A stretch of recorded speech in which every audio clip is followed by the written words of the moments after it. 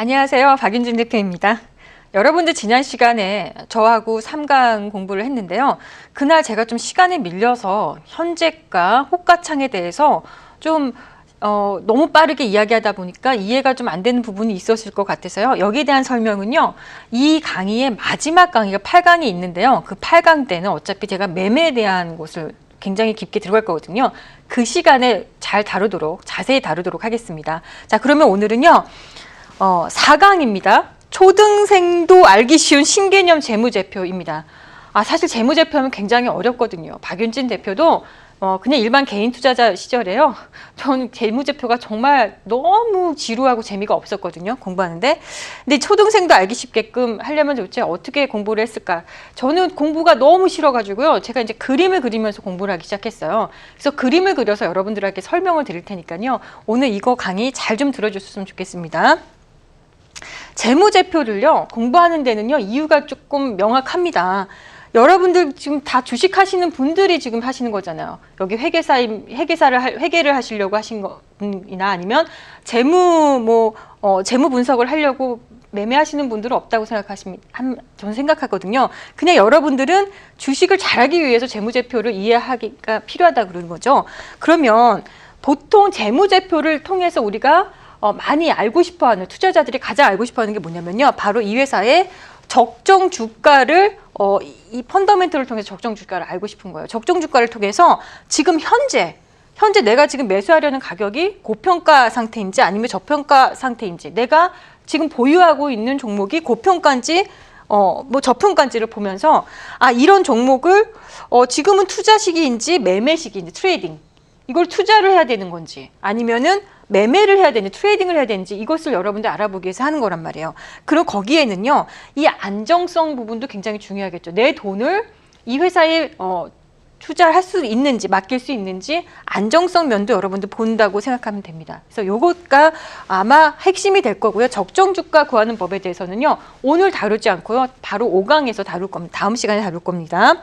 자, 그렇다면 일단 재무제표를 이해하기 위해서 세 가지, 이 용어가 괜히 어려워요. 초등생도 알기 쉽게 제가 표현을 한다고 했는데도 이 용어는 저 단에서도 어떻게 할 수가 없는 부분이라, 일단 재무상태표라는 게 한 가지 있고요. 재무제표 딱 세 가지예요.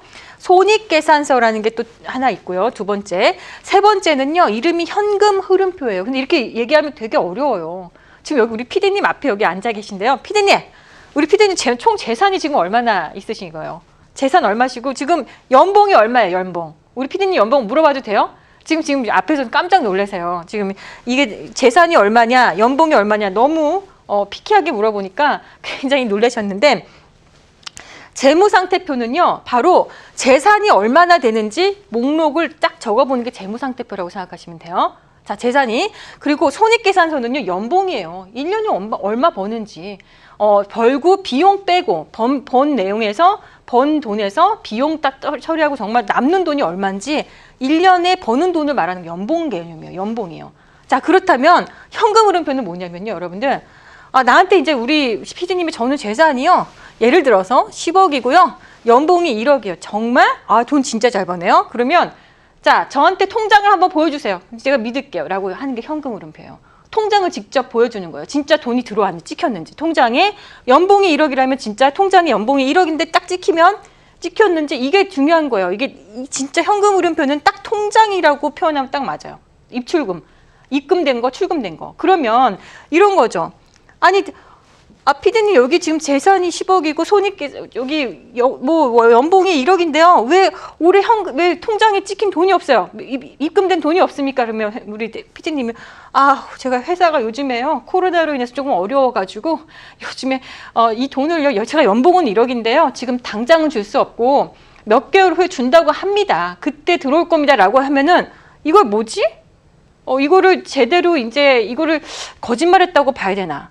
아니면 거짓말을 한 건 아니고 진짜 사실인데 돈이 나중에 들어오나, 이런 생각을 하게 되잖아요. 그래서 여러분이 현금 흐름표 꼭 봐야 돼요. 돈이 말은 서류상에서 또는 말로는 이루어졌으나 통장으로 직접 돈이 들어온 것까지 확인하는 게 바로 현금 흐름표. 이 세 가지를 다 봐야 되는 거예요. 자, 여기 재산에 대입한다 그랬고, 연봉에 대입한다 그랬고, 통장에 대입한다 그랬습니다. 그러면 재무상태표, 손익계산서, 이제 현금흐름표, 이제 이름을 좀 어느 정도 컨셉은 좀 이해하셨을 거예요. 그러면 여기서 우리가 도출해야 되는 게 뭐냐면 여러분들 재무상태표, 손익계산서, 현금흐름표에서 매출은 여기 이 세 개 중에서 어디서 나오는지, 영업이익 항목은 이 세 개 중에서 어디 나오는지, 순이익은 어디서 들어오는 건지, 또 이 안에서 PER, PBR이라는 거 나중에 배울 거예요. 다음 시간 5강에서. 뭐 부채 비율이나 유보율은 어디서 구하는 건지, 이것들을 이제 여러분들 매칭하고 도출해낼 수 않으면 돼요. 자, 그러면 이런 얘기를 합니다. 재산이 많은 사람, 원래 집안이 대대손손 부자예요. 재산이 많고요, 연봉도 많은 이런 남자 멋있습니까, 여러분들? 연봉도 많고 재산도 많고 최고의 신랑감입니까? 자, 뭐 통장을 봤더니 통장도 현금으로도 훌륭합니다. 이런 남자 좋죠. 자, 두 번째 신랑감. 현재 뭐 집안은 별로예요. 현재 집안은 뭐 이렇게 돈이 크게 없는 남자인데요. 손익계산서 이 연봉은요, 연봉이 굉장히 훌륭해요. 그러니까 한마디로 무에서 유를 창조할 수 있는, 남자인 거죠. 뭐 개천에서 용났다고도 얘기하고, 집안은 현재 별거 없으나 앞으로 향후 굉장히 미래가 촉망되고 현재 연봉도 잘 버는 남자가 있고요. 두 번째 남자요. 세 번째 남자는요, 집안에 돈 진짜 많아요. 근데 무직이고 지금 백수예요. 돈을 못 벌어요. 연봉이 없어요. 여러분들은 1, 2, 3번 중에 어떤 남자가 제일 마음에 들어요? 신랑감으로? 여러분들 신랑감 고를 때 각자 1번이 좋은 사람 있고 2번이 좋은 사람 있고 3번이 좋은 사람 있죠. 근데 주식시장에서는요, 이상하게 2번 남자를 좋아합니다. 무에서 유를 창조하는 남자. 이 사람들의 인기가 너무 높아요. 그게 바로 어느 회사냐면 뭐 카카오, 네이버. 원래 과거에는 없었던 회사들인데 정말 무에서 유가 창출된 회사고 지금 그런 회사가 된 거잖아요. 그 주가가 어마어마하게 올라간 거죠. 그러면 첫 번째 남자는 아마 뭐 삼성전자 같은 회사가 될 겁니다. 원래 전통적으로 부자고, 그리고 지금도 연봉도 잘 벌고. 그러니까 삼성전자의 주가보다는 네이버, 카카오 주가가 더 폭등이 나왔던 건 여러분들 주식시장에서는 그런 남자를 좋아한다는 거 이해 가셨죠? 자, 여기까지 하겠습니다. 이거는. 자, 그러면 첫 번째, 두 번째, 세 번째 아까 전에 재무상태표, 이거는 재산의 개념이라고 말씀드렸고, 그리고 연봉의 개념이 손익계산서, 그다음에 현금 흐름은 3번 통장 보는 거라고 했죠. 근데 먼저 손익계산서, 연봉의 개념에 해당하는 거 먼저 여러분들에게 소개를 해드릴게요. 설명을 해드릴게요. 일단 매출액, 회사가 비즈니스를 해가지고 돈을 벌 거 아닙니까? 비즈니스에서 매출을 창출할 텐데 이 매출에서 비용을 다 빼면은 거기에 이제 영업이익이라는 게 나오는 거예요. 비용이라는 거는 매출을 일으키는 매출 원가가 있잖아요. 예를 들어서 제품을 만들었다고 시작하고요. 그럼 제품을 어디서 만들어요? 생산은요? 공장에서 만든단 말이에요. 그러면 공장에서 일하는 사람들의 그 제품에 대한 어떤 단가, 원가가 있지만 여기 원가 안에는 공장에서 일하는 분들의 임금, 노동 임금이 여기 들어가요. 매출 원가에 잡혀요. 공장에서 일하시는 분들 월급은 여기서 빠져요. 자, 그런데 판관비, 이 물건은 자동차 회사라고 치자고요. 그럼 자동차 회사는 자동차 회사의 공장에서 만드는, 공장에서 일하시는 분들은요, 죄다 매출 원가에서 여기에 포함된 노동비가 여기서 빠지고요. 그 다음에 비용 중에 판관비, 판매 관리비라고 있는데 영업사원들 있죠. 사무실에서 일하시는 분들의 이 월급은요, 여기서 빠져나가요. 그러니까 좀 이해 가시죠? 공장에서 일하시는 분들의 월급, 또 여기는 가장 중요한 게 이제 비용에 있어서 가장 중요한 게 임금이니까 판관비 안에 들어가는 사무실에서 일하시는 분들, 마케터든지 세일즈맨이라든지 아니면 관리 영업직이라든지 관리하시는 분들도 다 여기 들어가는 거예요. 사무실에서 일하시는 분들은 다 여기 들어가요. 이 안에 이제 자산을 가지고 있다면 그 안에 감가상각이라는 게 있는데 그것까지 포함해서 빼줘요. 이게 이제 매출에서 딱 빼면 그게 영업이익인데, 앞으로 제가 이 시간하고 다음 시간 계속 앞으로 영업이익이라는 표현에 본업이라는 말을 굉장히 많이 할 거예요. 영업이라는 거는요, 영업이익이라는 건 본업에서 나오는 이익인 거예요. 그러니까 예를 들어 제가 조금 전에 방금 뭐 자동차 회사, 현대차, 기아차를 생각하면 현대차, 기아차가요, 돈을 잘 벌죠. 돈을 잘 벌어서 영업이익이 본업에서 자동차를 팔아서 남은 수익이 본업이 영업이익이 바로 여기 있잖아요. 삼성전자도 마찬가지예요. 삼성전자도 이 회사가 나눠져 있는 것이 본업은 뭐냐면 여러분들 일단 가전 부분이 있고요. 그리고 핸드폰, 모바일 사업부가 있잖아요. 그리고 디스플레이도 있고 이렇게 크게 나눠져 있는데 이게 다 본업이에요. 삼성전자의 본업이에요. 그런데 그거 본업에서 나온 걸 우리가 영업이익이라고 해요. 근데 영업이익 말고 이 회사가 그 이익이 말고 또 다른 이익이 있을 수도 있잖아요. 예를 들면 그걸 이제 영업 외 이익이라고 하는데 영업 외 이익은 뭐냐면요. 삼성전자가 건물 갖고 있는데 임대료가 나와요. 그럼 임대료는요. 본업은 아니잖아요. 원래 본업은 전자회사잖아요. IT 회사잖아요. 그러니까 영업의 이익에 여기에 이게 포함돼요. 그리고 다른 회사의 주식을 가지고 있었는데 보유했는데 주식이요. 가치가 막 상승해가지고 수익이 어마어마하게 난 거예요. 이것도 여기 영업 외 이익에 잡혀줍니다. 그러니까 매출에서 비용 빼고 영업이익이 나오잖아요. 영업이익에다가 플러스 영업의 이익이 나와준 것도 더해줘. 그럼 영업의 이익에서 손실도 날 수도 있겠죠. 그러면 뭐 여기서 어쨌든 이거를 같이 하면 빼줘야 되겠죠. 손실이 난 것도 어쨌든 영업의 이익이니까. 그러면 이거를 여기까지 나오면 계산이 나온 본업에서의 이제 본업과 본업 영업 외, 본업 외에서 나온 이익을 더해가지고 만약에 부채가 있다면 뭐 남의 돈을 끌어다 썼다면 이자를 내야 될 거고요. 그리고 나라의 세금 텍스 보고서를 통해서 이제 뭐 세금 보고 하죠. 그래서 세금 내고 그리고 남는 게 바로 순이익. 여러분들 단기순이익 경제 TV 보면 단기순이익 진짜 많이 얘기 나오죠. 이게 바로 단기순이익이에요. 그러니까 여기 이제 뭐 특별히 볼 필요 없고 매출부터 영업이익 순이익 순으로 매출 영업이익 순이익 순으로 이렇게 도출이 된다는 거 알고 계시겠죠? 자, 그러면 매출 영업이익 순이익이 있는데 여기서 최우선 순위는 뭐가 될까요? 당연히 매출이 되겠죠. 시작점이 여기니까. 그러니까 어떤 회사가요. 돈을 잘 벌다가 갑자기 비즈니스가 슬로해져가지고요. 슬로해지면 일단 먼저 뭐 하냐면요. 구조조정부터 해요. 여기 해당되는 여기 임금에 해당되는 여기 노동자들의 임금을 줄이기 위해서 여러분들 구조조정을 해서 어쨌든 직원들을 좀 인원을 감축을 합니다. 그러면 이 영업이익은 보존될진 몰라도 어쨌든 매출액은요 이미 꺾였다는 걸 의미하잖아요. 그러니까 매출액이 가장 중요해요. 영업이익이 작년하고 올해하고 똑같은데 매출이 꺾였다면 이 회사는 성장성이 없는 거죠, 더 이상. 그래서 매출액이 제일 중요하다라는 거 저는 그렇게 생각을 합니다. 그다음에 본업에서 이익이 아까 설명드렸죠. 진짜 중요해요. 본업인 게 본업에서 나오는 수익인지 본업이 아닌 데서 창출되는 수익이 있는데 이것까지 다 합쳐서 우리가 나중에 순이익을 도출한다는 거 알고 계시면 됩니다. 자, 그러면 전자공시 이런 것들은 어디 가서 볼 수 있느냐면요.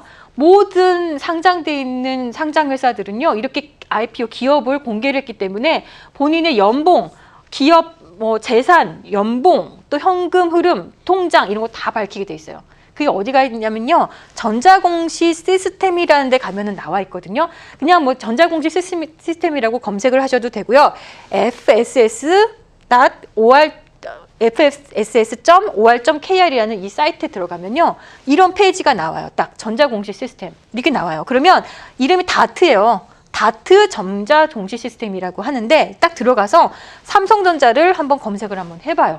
삼성전자를 검색하면 쫙 눌러보면은 뭐 그게 뭐 1년이 됐든 3년이 됐든 6개월이 됐든 여기에 기간을 딱 설정하고 누르면은 쫙 나와요. 제가 오늘 이렇게 해보니까 여기 보면 뭐 여러 개가 있습니다. 뭐 주식 등의 대량 보유 상황 보고서도 막 있고 한데요. 이 중에서 여러분들이 재무상태표, 재무상태표 또 손익계산서, 현금 흐름을 보려면 반기 보고서 이렇게 내용이 여기 있든가 아니면 분기 보고서를 보시면 돼요. 분기는 3개월에 한 번씩 나오는 게 분기고요. 반기는 반년에 한 번씩 나오는 거겠죠. 그러니까 반기 보고서를 딱 눌렀더니 재무제표 이렇게 반기 보고서를 딱 눌렀더니 이렇게 나와요. 그러면 왼쪽에 뭐 목차가 있거든요. 이 목차에서 쫙 내려서 여기 재무제표라고 써 있는 칸이 있어요. 여기를 눌러봐요. 여기를 딱 누르면 이런 표가 나오는 거예요. 이제 여기서부터 여러분들 시작이에요. 그래서 이거를 보는 거는 아까 손익계산서, 이거 삼성전자요. 이 회사 삼성전자고 삼성전자의 손익계산서요. 여기 보면 딱 보면 이제 눈에 보이셔야 돼요. 매출이 있고 그다음 쫙 영업이익이라고 하는 데를 딱 이게 보시면 되고 그다음에 영업 외 이익이요. 여기 보면 금융수익이 있던 거예요. 뭔가 금융적으로 뭐 주식이 됐든 아니면 부동산 뭐 임대료가 됐든 뭔가 금융수익이 있었다는 거. 그다음에 단기순이익이 여기 있어서 보면 그 안에 매출 원가, 매출 총이익, 판매비와 관리비 빼준 거 아까 배운 내용들이에요. 여기 보면 금융비용이라는 게 이자죠. 이자고 법인세 비용, 이거 세금이죠. 세금 빼주고 나중에 이거 단기순이익이 여기서 도출이 되는 거죠. 이거 보시면 딱 이렇게 나와 있어요. 자, 여기까지가 여러분들 방금 제가 연봉에 해당하는 1년에 얼마를 버는가, 뭐 분기별 얼마나 버는가, 반기별 얼마나 버는가에 대한 이야기를 한 거고요. 그럼 이제는 연봉은 했으니까 재산은 얼마나 되는지 표현하는 걸 좀 배우도록 하겠습니다. 자, 재산은요. 우리 이제 PD님한테 아까 재산이 얼마냐고 물어보는데 우리 PD님이요. 아파트가 10억 원짜리 아파트를 가지고 계신 거예요. 재산이. 가지고 있는데 그 안에서 대출이 5억이고 내가 원래 진짜 내 돈은 5억인데 대출금이 5억을 끼었다면 이렇게 우리가 자산이 10억이라고 이야기하죠. 자산은. 아, 내가 대출금이 5억이니까 나는 5억이에요. 내 자본만 5억이에요. 재산이. 이렇게 표현을 하지 않죠. 아파트 만약에 10억이다 그러면 진짜 여러분들 재산이 얼마예요? 그러면 가진 게 만약에 아파트가 전부 다 그러면 10억이라고 하지 이거를 5억으로 표현하지 않는단 말이에요. 이게 대출금이라고 해서 대출금도 내 재산인 거예요. 그러니까 제가 하고 싶은 얘기가 뭐냐면 부채도 자산인 거예요. 부채도 자산이요. 부채도 자산인 거예요. 일단 여기 왼쪽 항목 보지 마시고요. 일단 오른쪽 항목 볼게요. 재산을 이렇게 표현하는 데 있어서요. 두 가지 방법이 있어요. 재산을 표현하는 데 있는데 두 가지 방법. 첫 번째는요. 지금 이렇게 부채와 자기 자본으로 나누는 방법이 있고요. 두 번째 항목은 이따가 배울 거예요. 왼쪽, 그러니까 오른쪽은 1번 부채와 자본으로 부채는 타인 자본이죠. 남한테 빌려온 자금. 그리고 자본은 자기 자본이라고 얘기해요. 내가 가지고 있었던 원래 가지고 있었던 또는 계속 보유하고 내 돈이에요. 남의 돈이 아닌 돈은 자본이라고 하는데 이 자본은 이 부채도 자산에 포함된다는 거 여러분들 기억하셔야 되고요. 이 부채가 과거에 좀 이런 시간이 될지 모르겠는데 과거에 부채가 자산이기 때문에 이 부채를 너무 과도하게 자산으로 인식해서 유동화 증권을 만들어서 그 옛날 유명한 모기지 사태가 나서 금융 위기가 났다. 서브프라임 모기지 사태가 나서 금융 위기가 있었죠. 이게 지금 이 부채 부분을요 유동화해서 증권화해가지고 시큐리티로 만들어서 이게 이제 나중에 크게 터져버린 상황이 된 거죠. 어쨌든 이것도 부채가 자산에 해당된다는 거 말씀드리겠고, 그러면 부채 항목이 있고 자본 항목이 있어요. 자, 그리고 얘가 이 1번은 첫 번째 내 재산을 표현하는 데 있어서는 내가 가지고 있는 대출금 또는 부채 항목을 위에 놓고요. 그다음에 내가 가지고 있는 내 자본, 자기 자본을 밑에 항목에 놓는다는 거예요. 이게 그리고 왼쪽은 보면 이게 완전히 같아야 돼요. 총 자산. 여기는 표현하는 방법이 부채하고 자본이 아니라 다른 방법으로 표현을 하는 거예요. 그러나 밸런스가 똑같아야 되는 거예요. 그러니까 예를 들어 부채가 늘어나면요. 부채가 이만큼 늘어난다 그러면요. 자산이 늘어나는 거예요. 자산이 늘어나는 거, 자본이 이만큼 늘어난다 그러면요. 얘도 이만큼 똑같이 늘어나야 되는 거예요. 그런데 기왕이면 이 자산의 칸이 늘어날 때요. 부채가 늘어나는 것보다는 당연히 이 자본의 네모 칸이 늘어나는 게 이게 훨씬 우수한 회사겠죠. 그렇죠? 여러분들 당연히 그거는 뭐 당연지사라고 생각하고, 그렇다면 부채에서 우리가 봐야 될 거 뭔지 요거 한번 설명 좀 드리면서 할게요. 자, 여러분들 주식 하시는 분들이잖아요. 그래서 유상증자와 감자에 대해서 조금 제가 좀 짚어드리면, 자, 유상증자는요, 여러분들 주식을 발행해서 주주들한테 주식을 발행할 테니까 돈을 가져오라는 거잖아요, 사실은요. 그러면 여러분들 이게 주주들 입장에서는 요 회사에 이 유상증자를 하게 되면 이거는 부채 항목이 늘어날까요? 자본 항목이 늘어날까요? 이거를 유상증자 하면은 보통 주가가 희석되는 효과가 있어서 주가 가치가 떨어져서 안 좋다고 생각해서 이게 부채로 인식하시는 분들이 많으신데 절대 아니고요. 이 유상증자는요, 내 자본이 늘어나는 거예요. 내 자본이요. 그러니까 이 칸이 늘어난다니까요. 이 칸이 커지는 거예요. 그러면 유상증자를 하게 되면 주가는 떨어질지는 모르지만 어쨌든 부채는 살짝 줄어드는 어떤 그런 착시 효과는 있죠. 부채 비율이라는 거는 여기서 다룰 건데 부채가 좀 작아지고 오히려 자본이 늘어나는 거예요. 유상증자는 여기서 내 자본이에요. 내 자본. 남의 돈을 빌려온 게 아니에요. 자, 그러면 CB, 방금 제가 말했던 이제 CB나 BW, 전환사채라고 표현하는 얘네들은요, 사채예요. 사채. 남의 돈이에요. 남의 빚쟁이한테 돈을 빌려오는 거예요. 사채란 말이에요. 그러면 어디가 늘어나냐면 CB하고 BW를 발행하게 되면요, 부채가 늘어나는 거예요. 부채 항목이 늘어나는 거예요. 부채 칸이 늘어나요. 그리고 유상증자를 하면 여기 자본이 늘어나는 거예요. 이 컨셉은 조금 이해 가셨죠? 자, 그래서 요거랑 조금 이제 좀 차이를 확실하게 알고 계시다면 여러분들 만약에 어떤 회사가 갑자기 CB와 BW를 발행한다 그래요. 전환사채를 발행한다 그러면 부채가 늘어나는, 부채 칸이 늘어나는 거예요. 유상증자를 한다 그러면 주가는 좀 떨어질지 몰라도 어쨌든 자본이 늘어나는 거예요. 내 자본. 유상증자라는 거. 자, 그러면 부채 비율이라는 거는 뭐냐면 이 그림 그대로예요. 부채 비율은요, 여기 위에 부채가 있죠. 부채 나누기 자본. 요거. 그냥 여기 나누기, 부채 나누기 자본 하면 어떻게 돼요? 만약에 부채가 5억이고 자본이 5억이다. 그러면 1이죠. 나누면 1이잖아요. 1이잖아요. 거기다 곱하기 100을 한 게 바로 부채 비율이에요. 그러면 어떻게 돼요? 만약에 부채가 5억이고 자본이 5억이면 자산은 총 자산은 10억이고 그리고 여기서 부채 비율을 곱해주면 100%인 거예요. 그러니까 부채하고 자본이 동일하다면, 똑같다면 100%로 표기하는 거예요. 그러면 어떤 회사가 이제 알고 계셔야 돼요. 주식하시는 여러분들은 이걸 통해서 부채 비율이 100%다. 그러면 여러분들 이 회사 부채 많아요? 좀 많죠. 자기 자본만큼 부채가 있는 거 아니에요. 많은 회사인 거예요. 어쨌든. 그러니까 부채 비율이 만약에 20%다. 그러면 부채 진짜 없구나. 10%다. 정말 없구나. 뭐 10% 미만이다. 그럼 거의 무차입. 이 부채 부분이 거의 없는 아주 건실한 회사구나. 자기 자본이 많은 회사구나라고 생각을 하셔야 되겠죠. 100이라는 숫자를 기준으로 해서 그렇게 보시면 됩니다. 자, 그럼 부채 비율이 높은 회사는 무조건 안 좋은 기업일까라고 생각하면 또 그렇지도 않아요. 주식시장이. 한번 제가 볼게요. 부채 비율을.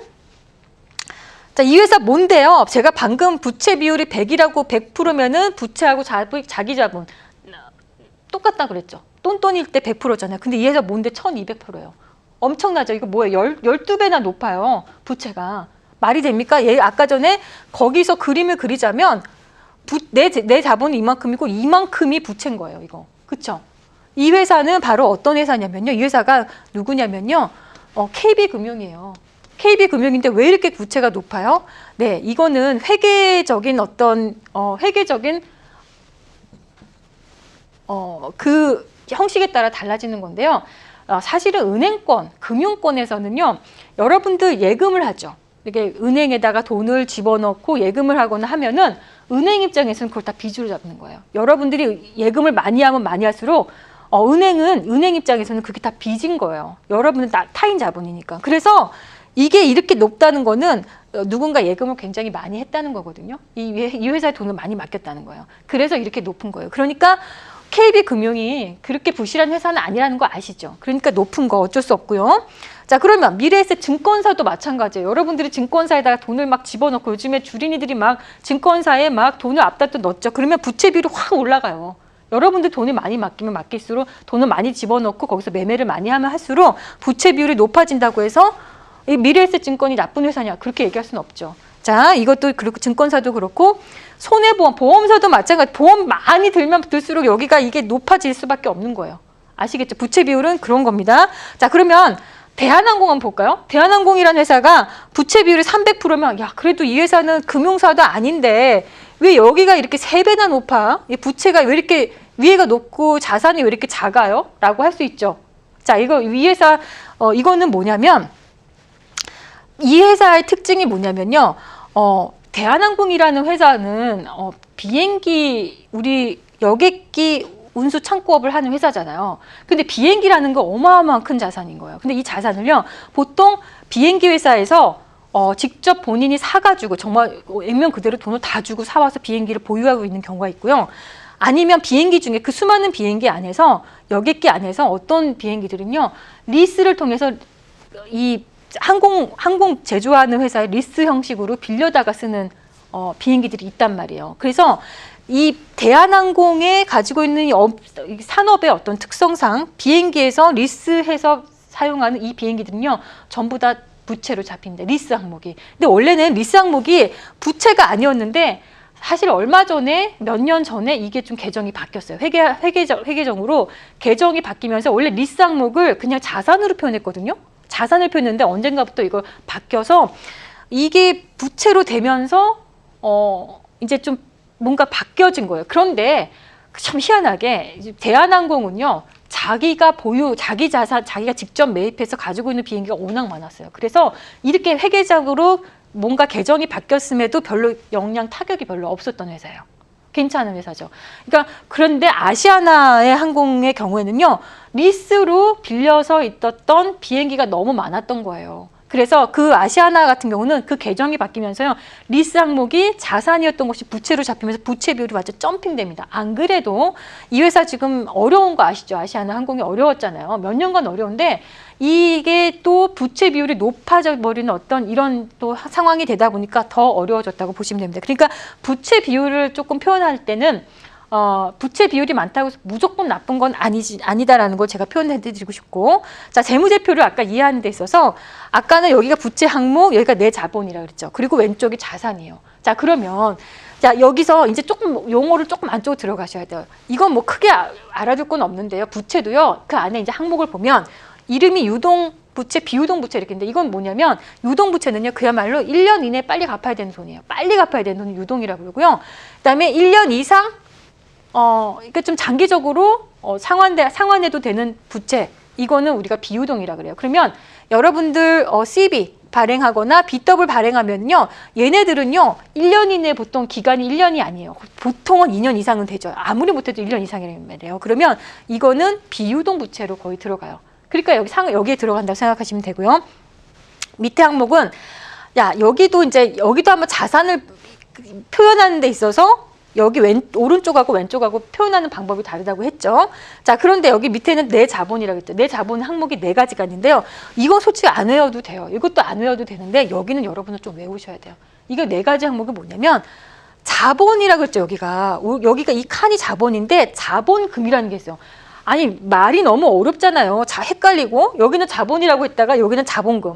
이 자본금이라는 게 있고요. 이 자본금이 이 자본 안에 속하는 항목이에요. 자본금이 있는데 자본금이라는 건 뭐냐면 액면가라고 있잖아요. 주식을 발행할 때 액면가 곱하기 발행 주식수가 바로 자본금이에요. 그러니까 삼성전자요. 지금 액면가가 액분이 돼가지고 100원이란 말이에요. 100원 곱하기 지금 삼성전자의 발행 주식수를 곱하면 자본금이 나오는 거예요. 자본금하고 자본하고 헷갈리면 안 돼요. 그러면 당연히 자본금보다 자본이 많아야 되겠죠. 이거하고 같아서는 안 되겠죠. 자본은 이 중에서 아주 일부분이라는 거예요. 자, 그러면 이제 좀 외워두셔야 된다. 그 자본금 있고 밑에 자본 잉여금은요. 이렇게 주식을 발행하고 뭐 감자하고 유상증자하고 하는 과정에서 더하기 빼고 하다 보면 돈이 조금 모자르고 아니면 남거나 할 수 있잖아요. 그거 여기 잉여금에 넣어주는 거예요. 2번 항목은 그렇게 넘어가시고요. 3번이 진짜 중요해요. 이거 별표 이거 뭐 3개, 4개 이렇게 쳐셔야 되는데 아까 여러분들 뭘 배우셨냐면 매출액에서 영업이익에서 순이익 도출하는 과정 보셨죠? 자, 잘 보세요. 이 순이익 있죠? 단기 순이익이라고 표현하는 얘가요. 이게 이제 연봉이잖아요. 매년 돈을 벌어가지고요. 여기다가 차곡차곡 이익잉여금 3번에다가 넣으면 이게 이익잉여금이에요. 그러면 순이익에서 바로 이익잉여금으로 가느냐? 이거 하나만 더 배우면요.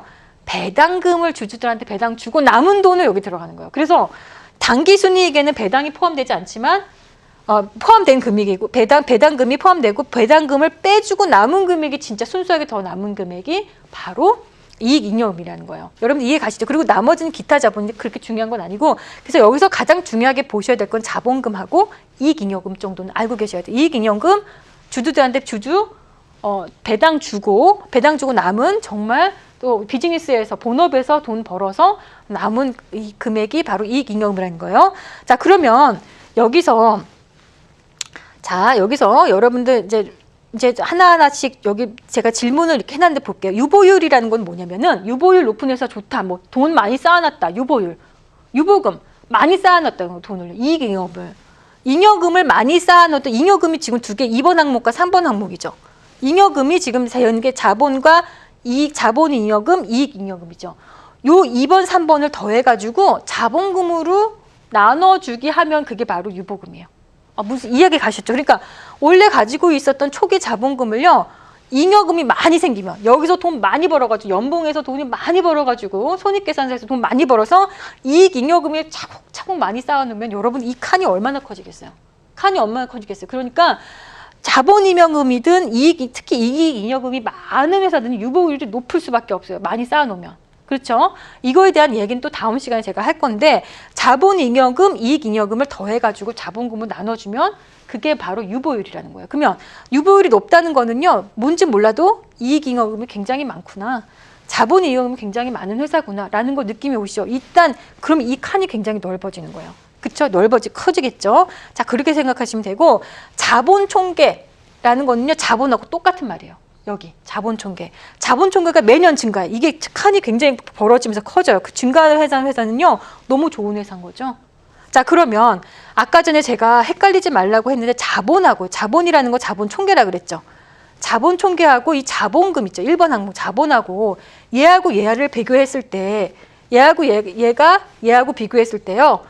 자본금이요. 이거 이익이 오히려 마이너스가 나와요. 계속 마이너스가 나다 보니까 이 자본금을 갉아먹어버린 거예요. 이 칸이 완전 쪼그라들었죠. 이걸 바로 우리 자본 잠식이라고 하는 거예요. 자본 잠식은 이게 작을 수가 없잖아요. 어떻게 보면은 없을 것 같잖아요. 자본금보다 자본 총계가 작을 수가 없을 것 같은 이 칸이 전체적으로 이 자본금보다 훨씬 커야 될 것 같은데 어떤 회사들은요 자본금이 더 작은 회사들이 자본금이 더 큰 회사들도 있어요. 하다 보니까 영업하다 보니까 계속 적자가 누적이 돼서 여기서 갉아먹은 거예요. 그러니까 우리는 뭐라고 한다? 이게 바로 자본 잠식된 회사를 이야기한다는 거 말씀드리겠고요. PBR이라는 거 제가 다음 시간에 할게요. 자, 일단 컨셉을 이해가시면 되고 오른쪽은 그렇게 생각하시고 왼쪽은요. 뭐가 중요하냐면 이건 뭐 중요한 거 없어요. 여기는 그냥 유동, 비유동 자산이라고 생각하시면 되는데 이건 뭐냐면 왼쪽을 표현하는데 오른쪽 표현하는 식이 이제 표현 항목이 다르고 왼쪽에 표현하는 게 다르다 그랬죠. 왼쪽은 표현할 때 순서가 뭐냐면 유동 자산이 맨 위에 있고 비유동 자산 순인데 그게 뭐냐면 현금화하기 쉬운 항목순으로 하는 겁니다. 현금화하기 쉬운 항목순. 그럼 그 얘기가 뭐냐? 현금화하기 쉬운 항목이 현금, 진짜 현금, 액면 그대로 현금은 맨 위에 가 있겠죠?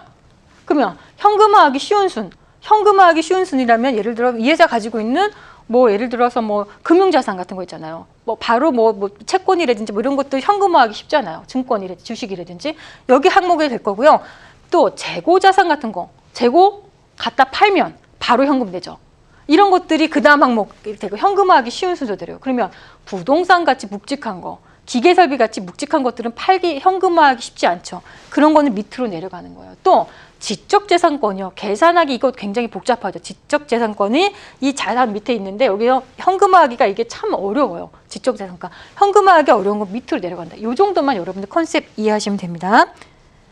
자, 그러면 삼성전자요. 여기서 이렇게 나와 있는데 요 부채 항목이요. 부채 항목 있고 부채도 유동부채, 비유동부채 1년 내에 갚아야 되는 돈 1년 이상 그 이상 갚아야 되는 채무상환 기간이 좀 긴 항목들이 여기 있고 자본이 여기 있다 그래서 자본금 중요하다고 했고요. 액면가 곱하기 주식수 그리고 이익잉여금 자본 자본 기타 같은 것도 있고요. 요거 그래서 자본총계 여기가 자본총계가 나오고요. 여기에 있던 이 금액하고 똔똔돼야 된다 그랬죠. 재무상태표. 자, 이거 보시면 유동자산은 현금성 자산. 아까 제가 현금화하기 쉬운 순서라 그랬죠. 그러니까 여기 보면 단기 금융상품 현금화하기 쉽죠. 매출 채권은 여러분들 이게 뭐예요? 외상이잖아요. 이거 현금화하기 쉽고요. 미수금, 성급지급, 재고자산 아까 재고 팔면 바로 현금 되는 거. 이런 재고자산도 여기 있고 비유동자산 보면은 유형자산, 뭐 건물이라든지 토지라든지 또 기계 설비를 많이 갖고 있는 회사들은 여기 이제 다 있고요. 그 다음에 지금 이 회사에서 무형자산이라는 게 지적재산권 같은 거예요. 이게 지금 삼성전자거든요. 그래서 이렇게 보시면 됩니다. 자, 그러면 이렇게 HMM이라는 회사를 좀 볼게요. HMM이 작년에 여러분들 이거 2021년 6월에 보면 자본금이 2조인데 지금 자본 총계가 5조니까 훌륭하죠. 근데 이 회사가 작년에 안 훌륭했어요. 여기 보시면 거의 비슷해요. 자본금하고 자본 총계가 훨씬 자본금에서 자본 총계는요 훨씬 커야 자본금은 이만큼이고 자본 총계는 이만큼인데 이거 훨씬 커야 되는데 거의 똑같아요. 1조 6천억. 이거 어떻게 된 거예요? 거의 자본 잠식으로 갈 뻔했던 거예요. 이거 거의 이거 워크아웃 자본 잠식으로 갈 정도였는데 2021년에 완전히 살아난 거예요. 이거 몇 배가 됐습니까? 갑자기 자본 총계가 5배가 늘어 거의 4배가 된 거예요. 그러니까 얼마나 주가가 팡 튀었겠습니까? 이게 어마어마하게 주가가 튀는 효과가 된 거죠. 이거 보시면 여러분들 이제 알게 되실 거고. 근데 이 회사는요 관리 회사인데 이거 보시면 와, 이거 뭔지 부채 비율이요. 금융사도 아닌데 부채 비율이 2000%가 넘어요. 이런 회사들은 거의 꺾어졌다고 보고요. 자본금 보세요, 자본금. 자본금이요. 자본 총계보다 자본금이 높아요. 이미 자본 잠식이 된 거예요. 자본 총계가 훨씬 높아야 돼요. 이 회사 안 되죠. 이런 회사는 안 되는 거고. 자, 그러면 여러분들 이제부터는 현금 흐름에 대해서 배울 건데, 현금 흐름은 통장에 비유한다 그랬어요. 왜 이거를 해야 되냐면, 여러분들 아까 전에 제가 설명을 드렸는데, 이 당장 여러분들이 신용카드를 사용했다고 생각해봐요. 지금 백화점에 가서 물건을 하나 샀는데 신용카드를 긁었을 때 여러분들 그게 돈이 바로 빠져나가지 않죠. 여러분들 결제일이 한 달 뒤에 결제일이 나가잖아요. 회사도 그와 마찬가지예요. 그러니까 아까 전 손익계산서는 발생주의, 그러니까 일이 일어난 그 딱 시점에서 일어났기 때문에 거기서 계산해서 이렇게 하는데 실질적으로 돈이 안 돌 수도 있는 거예요. 회사 입장에서는. 그래서 믿을 수가 없게 된 재무상태표라고 우리가 많이 얘기하고 신뢰도가 많이 떨어진 손익계산서라고 얘기하는 거예요. 왜? 이것 손익계산서가 잘못돼서 따기보다는 얘네들은 다 숫자가 흑자고 굉장히 좋은데 진짜 현금이 돌지 않아서 망가지는 회사들이 너무 많거든요. 근데 현금 흐름은요, 세 가지. 아까 영업이라는 거 뭐라 그랬어요? 영업은 본업이라 그랬죠. 영업에 의한 현금 흐름이 있고 투자에 의한 현금 흐름이 있고 재무에 의한 현금 흐름이 있습니다. 그래서 가장 그나마 믿을 건 현금 흐름표. 이게 왜 그러냐면요. 이 부실한 회사들은 보면 이제 갑자기 망하는 회사들 보면 흑자예요. 분명히 손익상태표에서는, 손익계산서나 대차제도표에서는 이 회사 흑자예요. 흑자고 너무 돈 잘 버는데 현금이 돌지 않는 거예요. 진짜 통장에 돈이 안 찍히는 거예요. 그래서 갑자기 망해버리는 회사 흑자 도산이라고 그러죠. 이런 회사들이 많아요. 그래서 이런 것들을 여러분들 구분하는 방법을 배울 거예요. 자, 그러면 일단 영업활동 현금 흐름은 항목은요, 영업에서 번 돈이요. 영업에서 번 돈이고. 자, 그러면 영업에서, 여러분들이 본업에서 돈을 창출해가지고 벌었는데 돈이 남았어요. 아까 빼고, 이렇게 해서 매출을 해가지고, 매출에서부터 딱 빼가지고, 이 비용 떨구고 했더니 남았더니 플러스로 해주는 게 맞고요. 부족해요. 적자 났어요. 이거 마이너스로 계산해 주는 게 맞겠죠. 영업현금. 그다음에 영업활동 현금 흐름 보고 투자활동 현금 흐름은요. 이건 뭐 하는 거냐면 그야말로 회사가 투자하는 거예요. 공장을 만드는 것도 현금, 이거 당연히 투자 활동인 거죠. 자, 그다음에 어떤 회사의 지분을 사요. 지분을 출자해서 사요. 이것도 당연히 투자 활동이고, 투자라는 것은 땅을, 토지를 산다든지 기계를 산다든지 이런 게 다 투자예요. 그런데 얘는 기준이 통장이라 그랬죠. 영업으로 번 돈 통장으로 남으면 당연히 플러스로 찍힐 거 아니에요. 그럼 플러스로 계정을 해줄 거고요. 부족하면 마이너스로 오히려 돈이 나가야 되는 거잖아요. 그런데 공장이나 지분 출자를 해서 투자를 하게 되면 여러분들 통장에서 어떻게 돼요? 우리 회사에 돈이 나가야 되잖아요, 밖으로. 그러니까 투자를 했다. 그럼 마이너스가 되는 거고요. 반대로 내가 가지고 있었던 공장이요, 어느 날 갑자기 팔렸어요. 매물을 내놨다 팔렸더니 그러면 통장에는 어떻게 찍혀요? 팔았으니까 통장에 플러스로 들어오겠죠. 그러면 팔았다 그러면 이게 플러스로 찍히는 거예요. 플러스로 계정의 항목이 되고. 자, 그리고 나머지 이제 재무활동인데요. 재무활동은요, 영업도 아니고 투자 아닌 거 다 재무활동이에요. 그러니까 아까 유상증자 하는 거 다 재무활동이에요. 은행에서 돈 빌려오거나 이런 거 다 재무활동이에요. 그러니까 재무활동에서 돈을 빌리면 어떻게 돈이요? 들어오죠, 오히려. 재무활동에서 돈을 빌리면은요, 사실은 빌린다는 거 그렇게 안 좋게 해석할 수도 있는데, 어쨌든 빌리면 어떤 이유에 됐든 목적이 뭐가 됐든 빌리면 일단 통장으로 돈이 들어오죠. 그러면 플러스인 거예요, 재무활동. 그러면 채무를 상환을 해서 갚았어요. 그럼 우리 회사의 통장에서 돈이 나가야 되죠. 그러면 마이너스예요. 배당금 지급한 거요, 우리 회사 통장에서 배당금 나가죠. 마이너스 된 거죠. 그럼 마이너스로 보여주는 거예요. 자, 이걸 해는 건데요. 삼성전자의 현금 흐름표가 이렇게 있다는 거 그냥 제가 보여드릴게요. 시간이 많지 않아서. 자, 재무제표는요. 자, 이거는 아주 성장성이 좋은 회사의 이거 영업 활동에 의한 현금 흐름, 투자 활동에 의한 현금 흐름, 재무 활동에 의한 재무 활동에 의한 현금 흐름을 좀 보는 거예요. 이 회사가요. 자, 여기서 이렇게 그동안에 상승기를 곡선 타요. 그동안에 연구 개발을 잘 해가지고 이게 정말 대박이 났어요. 그래서 성장기를 거칩니다. 이렇게 성장기를 거치고 그 다음에 이 물건이 이제 성숙기를 거치면서 나중에 이 물건이 더 이상 이제 잘 안 팔려요. 전환기, 도산기까지 이렇게 그래프를 그린 건데요. 영업활동 볼게요. 플러스죠. 당연히 돈 잘 번다는 거예요. 아, 성장기니까 돈을 지금 막 마구마구 돈 벌 때 아니에요. 돈 그동안 투자해놓던 거 다 지금 막 회수할 때 아닙니까? 그래서 영업활동에서는 당연히 플러스인데 투자활동에서는요. 투자활동에서는 빌린 돈으로 투자활동에서는 뭔가 또 재투자하는 것. 투자를 했는, 여기 돈이 많이 들어온 거를요, 또 재투자하는 거예요. 그러니까 이게 나가는 거죠. 자, 그 다음에 재무활동은요, 플러스가 됐다는 거는요, 추가 투자를 하고 재무활동은 돈을 또 빌려왔다는 거예요. 우리 회사에 아까 전에 통장에 돈이 꽂혔다. 재무활동 통해서. 그러면 돈을 빌려온 거예요. 그러니까 이 시기에는요, 돈도 많이 벌고, 또 추가로 돈을 많이 버니까 또 투자를 해. 또 투자해요. 그리고 나서 또 나중에 돈도 또 빌려오기도 하고 이런 과정에 투자도 하고 돈도 빌려오고 이렇게 됩니다. 성숙기를 지나면요. 여기 성숙기에서는요. 또 영업의 활동에서 본업에서 돈 벌어요. 그런데 이제 보면은 빌린 돈을 갚아야 되는 시기가 와요. 그럼 마이너스가 찍히겠죠. 빌린 돈을 갚는 거는 재무활동이라고 그랬어요. 그리고 투자를 또 해요. 근데 투자를 하면은 돈이 나가죠. 그럼 마이너스고. 자, 그럼 전환기를 볼게요. 전환기를 봤더니 이제 영업활동에서 돈이 안 나와. 마이너스예요. 적자가 나요. 막 왜 직원들이 갑자기 이제 이쯤 되면은요. 큰 회사들은 막 직원들이 무한대로 늘어나요. 그러면 임금이 많이 나가기 때문에 전환기에서는 보면 영업활동에서 마이너스가 적자가 나오면서 투자 활동은 오히려 신규로 이때 투자하는 게 아직도 있을 수가 있는데 이제 뭐 직원도 돈을 줘야 되는 돈이 없어요. 그럼 어떻게 해요? 돈을 빌려오죠. 그러면 이게 재무활동에서 플러스로 잡히는 거예요. 자, 이렇게 해서 여러분들 이걸 좀 표를 좀 이해하시면 흑자도산 분식회계가 가능성이 있는 걸 좀 체크를 하자면요. 영업활동, 투자활동, 재무활동이 있으면 초우량 기업은요. 영업활동이 플러스예요. 이걸 그냥 일단 알아주세요. 제가 이거를 보여드리는 회사를 매칭해서 보면 더 이해가 쉽거든요. 투자활동은 마이너스, 재무활동이 마이너스인 회사가 있는데 이 초우량 기업이에요. 자, 성장기업은 영업활동은 플러스, 투자활동은 마이너스, 재무활동은 플러스인 회사들은 보통 성장기업이 많이 지금 포진되어 있습니다. 그러니까 이런 거 한번 여러분들 생각해 볼게요. A 회사가 있고 B 회사가 있는데 A 회사가 이게 영업활동에서 100억을 벌었어요. 100억을 벌었는데 투자활동에서 마이너스 50억이 나가고 재무활동에서 마이너스 50억이 나가요. 자, 200억을 벌었다고 쳐요. 200억을 벌고 마이너스 50. 그러면 어떻게 해요? 현금 흐름은 바로 플러스 100억이죠. 이런 회사가 있어요. 잘 보세요.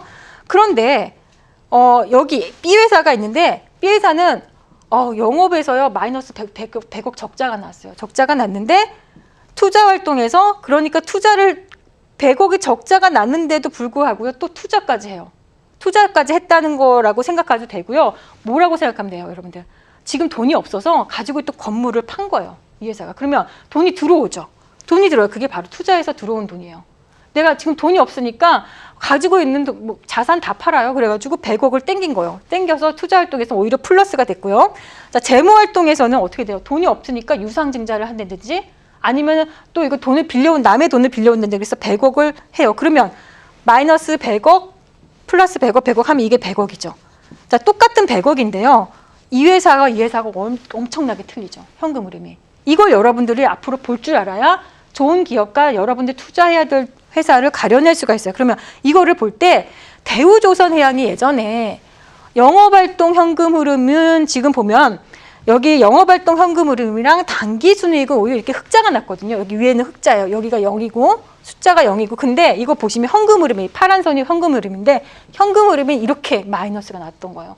이게 실질적으로 장부에서는 수익이 엄청 잘 나는 회사였어요. 그런데 현금 흐름이 직접 안 돌다 보니까 현금이 안 도니까 결국에는 어떻게 돼요? 워크아웃 됐죠. 이게 바로 대우조선해양의 과거 지표예요. 그러면 지금 보면 삼성전자 한번 볼게요. 여러분들 제가 아까 전에 뭐라 그랬습니까? 삼성전자를. 자, 삼성전자의 이게 현금 흐름이고 다른 거 보지 마시고요. 현금 흐름 볼게요. 영업에 의한 현금 흐름은 지금 플러스죠? 자, 플러스고 투자 활동에 의한 현금 흐름 마이너스죠. 플러스, 마이너스. 자, 재무 활동에 의한 현금 마이너스요. 그럼 이거 아까 이 표 보셨죠? 기억하셨죠? 이 표를 잘 보세요. 초우량 기업이에요. 초우량 기업은 이런 모습을 보여줍니다. 자, 영업 활동 이거 보여주고요. 자, 그리고 이 회사는요. 헬릭스미스라는 회사인데 현금으로 한번 볼게요. 현금 흐름 영업활동, 본업에서 영업활동이라는 건 본업이라 그랬죠. 본업에서 수익이 안 나요. 마이너스예요. 아유, 적자예요. 자, 그런데 투자활동에서는 또 현금 흐름이 또 들어와 있어요. 아니, 돈도 못 버는데 투자는 또 감행하는 거예요. 투자는 또 감행해서 투자를 감행한다든지 아니면 이런 겁니다. 아까 전에 말씀드렸듯이 투자해서 영업에서 돈이 안 나오니까 가지고 있던 건물들, 투자했던 것에서 건물 같은 거 팔아서 지금 현금화 한 거예요. 그러면 여기 플러스로 찍히죠. 이게 플러스예요. 근데 본업에서 돈이 안 나오는데 그 메꾸기 위해서 예를 들어서 투자했던 것들을 회수해서 조금 돈을 플러스로 일단 갖고 와요. 통장으로 갖고 와요. 자, 그 다음에 재무활동. 그런데 재무활동을 보면은 재무활동 현금 흐름은 또 마이너스로 좀 잡혀 있죠. 재무활동은. 자, 재무활동이 마이너스로 잡혀 있다 보면 이거는 아까 전에 이 중에서 위험기업으로 제가 항목을 본다 그랬죠. 재무활동은 뭐냐면 이렇게 안 좋음에도 불구하고 재무활동은 그래도 조금 그래도 좀 살아있는 회사라는 거예요. 이거는 그나마. 자, 그러면 나머지 이거 한번 볼게요. 이 회사의 이름은 하이트론이라는 회사인데 관리회사예요. 지금 관리기업으로 되어 있거든요. 당연히 이제 본업에서는 마이너스가 나오는데요. 이상하게 투자 활동에서는 플러스고요. 그다음에 재무 활동에서는요 플러스예요. 그러니까 재무 활동에서 뭐 했다는 겁니까? 한마디로 재무 활동에서 영업에서 돈 안 나오니까 이 거대한 부채를 받기 위해서 거대한 부채 비율 매달 당하는 이 상환을 하기 위해서 유상증자를 엄청 많이 한 거예요. 유상증자를 많이 했다는 거는 재무활동 현금 흐름은 플러스예요. 자, 그리고 또 돈이 없이 그것도 안 되니까 건물 같은 거 팔아서 투자했던 거 현금 흐름을 또 플러스로 땡겨요. 자, 그러고 나면 그랬더니 어떻게 돼요? 회사가 거의 돈이 남는 게 없잖아요. 이런 회사들은 지금 뭐냐? 아까 전에 그 항목에서 접근 금지 기업이에요. 다시 한번 헬릭 스미스에 대해서 제가 조금 설명을 좀 부족한 게 있어서 다시 한번 말씀드리면 헬릭 스미스 영업에서 이게 정말 적자가 너무 계속 적자예요. 현금 흐름이 적자란 말이에요. 자, 그런데 여기서 재무 활동에서요. 지금 이렇게 적자인데 재무 활동이 마이너스죠. 이거 뭐예요? 이것도 배당은 때리는 거예요. 돈도 없는데 배당을 때리는데 예를 들어 배당금은 나가면서 그러니까 마이너스가 된 거죠. 배당은 나가면서 여기는 뭐예요? 투자 활동 현금 흐름은 지금 플러스라는 거는 이거 이제 돈을 메꾸기 위해서 가지고 있었던 것 좀 자산 팔아서 지금 들어온 이런 케이스라고 보시면 돼요. 그러니까 위험한 기업이 맞죠. 이런 회사들은 투자 안 하는 거죠. 일단 가장 중요한 건 현금 활동에서 플러스가 나는 회사를 여러분들 보셔야 된다는 거예요. 영업에서. 근데 영업 활동은 무조건 플러스가 나는 회사를 여러분들 가장 우량한 회사라고 보시면 되고요. 삼성전자 같은 회사들은 어떻게 된다고요? 오히려 영업 활동에서는 플러스지만 투자 활동이나 재무 활동을 할 필요가 없는 거예요. 영업에서 다 하니까. 이거 거기서 돈 땡길 필요가 없는 거예요. 오히려 크게 돈 땡기는 게 아니라 오히려 이 돈으로 계속 투자를 하니까 계속 마이너스가 나가요. 오히려 투자 활동은 마이너스예요. 근데도 너무너무 돈 잘 벌고 다 편안하게 굴러가는 거예요. 그러니까 이런 회사는 초우량 기업이라 그러죠. 초우량 기업을 그럴 때 어떻게 한다고요? 현금 흐름 중에서 영업활동 현금은 플러스, 투자활동, 재무활동은 오히려 마이너스면서 굉장히 초우량 회사라는 거 여러분들 알고 계시면 되겠습니다. 그러면 접근금지 기업은요. 일단 영업활동은 말할 것도 없고 영업에서 돈이 안 나오니까 자꾸 투자해가지고 유상증자 해가지고 여기 재무활동 유상증자에서 돈을 끌어당겨 온다든지 이런 회사들을 말씀드리는 거고 투자활동에서도 또 여기서 플러스로 된다는 거는 뭐냐면 투자했던 걸 회수하는 거예요. 돈이 안 되니까 자꾸 돈을 회전하고 돌려야 되니까 그런 회사라고 이렇게 여러분들 생각하시면 됩니다. 여기까지 오늘 4강을 마치도록 하겠고요. 다음 시간에 이 내용에 이어서 여러분들에게 5강 내용을 맞춰드리도록 하겠습니다. 다음 시간에 또 뵙겠습니다. 감사합니다.